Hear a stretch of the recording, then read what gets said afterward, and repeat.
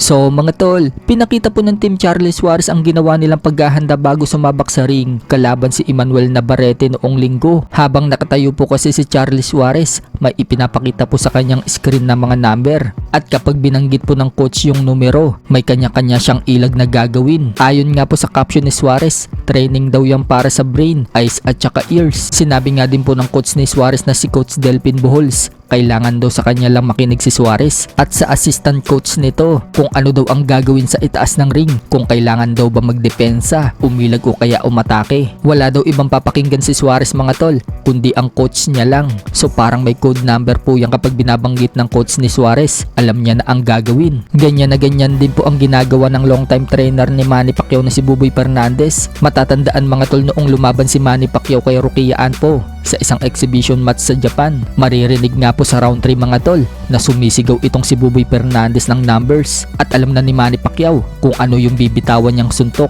Kaya pagdating ng round 3 mga tol, tumatama na si Manny Pacquiao dito kay Anpo. Nabitin nga po dyan si Manny Pacquiao dahil hanggang third round lang yung laban. Nakakapag-adjust na sana si Manny Pacquiao sa round 3. Yung round 1 at saka round 2 kasi mga tol, hindi pa makuha ni Manny Pacquiao yung distansya. Kung naging 8 round lang yung laban, may kalalagyan sana itong si Anpo dahil bugbog sarado na ito sa round 3. So mahalaga talaga mga tol ang communication ng isang boksingero at trainer. Samantala, binunyag naman po ni Charlie Suarez sa laban niya kay Navarrete na nagwa-warm up pa lang daw siya. Pagdating ng second half, yung round 7 nga daw pataas, doon na dapat siya kakamada at ina-knockout na sana itong si Navarrete. Kaso naunahan daw sila, itinigil na yung laban bago mag-umpisa yung round 8. Pero makikita sa replay mga tol, nasuntok talaga ni Suarez ang nagpapila sa kilay ni Navarrete. Ang system mga tol, natalo si Suarez dahil idinaan sa scorecard. Dagdag pa ni Suarez, naniniwala din daw siya na kahit na i-outbox daw niya itong si Navarrete, kahit manalo daw siya every round,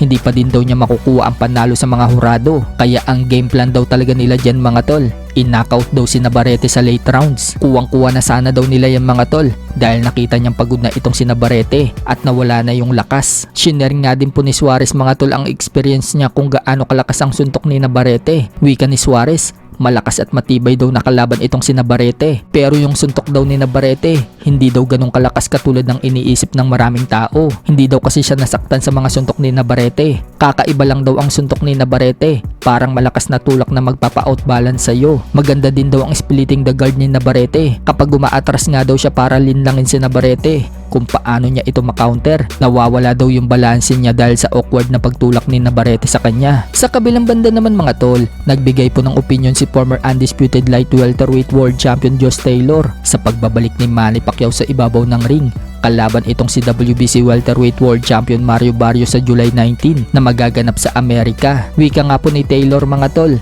hero daw niya itong si Manny Pacquiao. Wika nga po ni Josh Taylor, hero daw itong si Manny Pacquiao. Sa katunayan, ipinangalan pa daw niya sa aso niya itong si Manny Pacquiao. Para kay Josh Taylor, dapat daw manatili na lang si Manny Pacquiao sa pagre-retiro. Malapit na daw kasi ito mag 50 years old. Subalit sino nga naman daw ang tatanggi kay Manny Pacquiao kapag siya na daw ang nakashare mo sa ibabaw ng ring? Kahit sino, wala daw tatanggi. So nag-aalala nga po itong si Josh Taylor kay Manny Pacquiao.